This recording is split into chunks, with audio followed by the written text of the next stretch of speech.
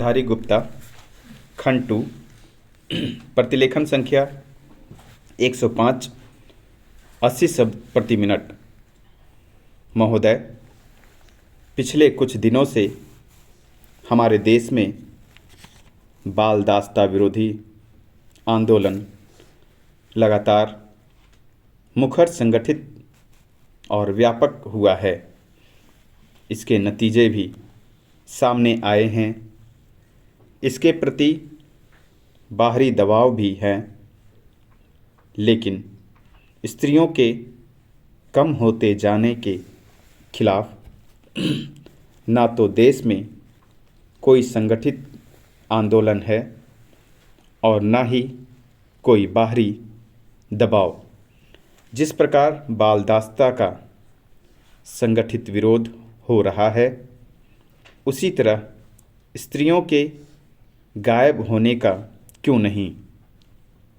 आज भी देश के बहुत से हिस्सों में कन्याओं को जन्म लेते ही मार दिया जाता है, और तो और समाज के रूढ़ दृष्टिकोण के कारण शिक्षा और विज्ञान भी कातिलों की मदद कर रहे हैं।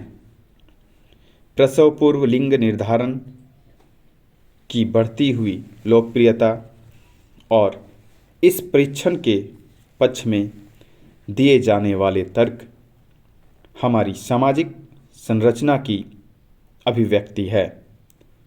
कुछ लोग बेहद शर्मनाक तरीके से कहते हैं कि बेटी हो या बेटा, यह निर्णय लेना हमारा प्राकृतिक अधिकार है। इसके लिए यह लोग बच्चों की सीमित संख्या का तर्क भी देते हैं। इसके अनुसार जब बच्चों की सीमित संख्या का अधिकार है, तो वह बेटा हो या बेटी, यह भी उनका स्वतः सिद्ध अधिकार है।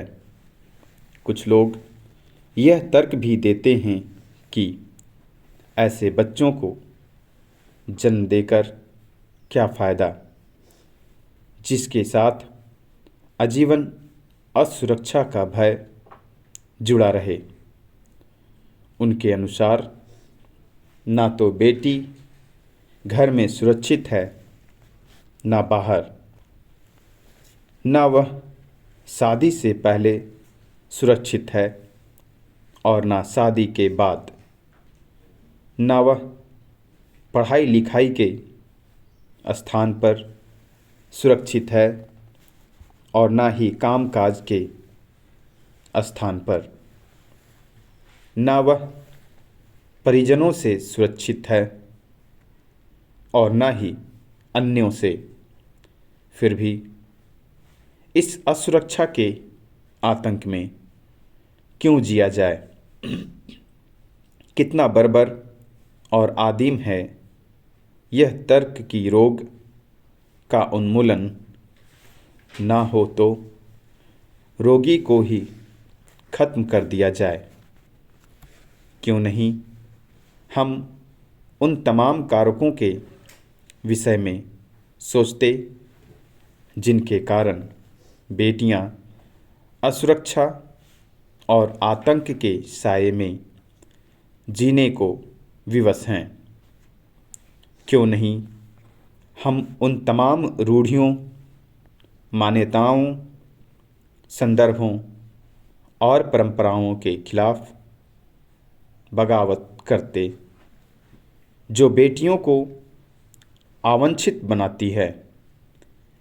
क्यों ऐसे मूल्यों के पोषण के खिलाफ सतत अभियान नहीं चलाया जाता जो तमाम तरह की गैर बराबरी की हिमायत करते हैं?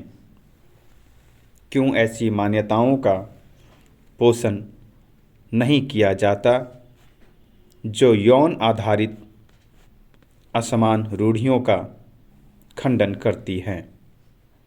दरअसल हमारी मानसिक संरचना पूरी तरह से विभाजित हैं। एक ओर हमारा संस्कारगत मन है, दूसरी ओर है नई चेतना से सुसज्जित मन। संस्कारगत मन यौन आधारित गैर बराबरी का पोषण करता है, लेकिन नई चेतना से सुसज्जित मन उसका विरोध करता है। लेकिन संस्कारगत मन नई चेतना पर हावी हो जाता है और यथा स्थितिवाद को बनाए रखने में जुट जाता है। नई चेतना से सुसज्जित मन संस्कारगत मन के विरुद्ध लंबी अवधि तक संघर्ष नहीं करता। नई चेतना की कौंध पर से संस्कारगत मानसिकता को बदलना संभव नहीं है। यही कारण है कि स्त्रियां लगातार गायब होती जा रही है और कहीं से कोई आवाज़ सुनाई नहीं पड़ती।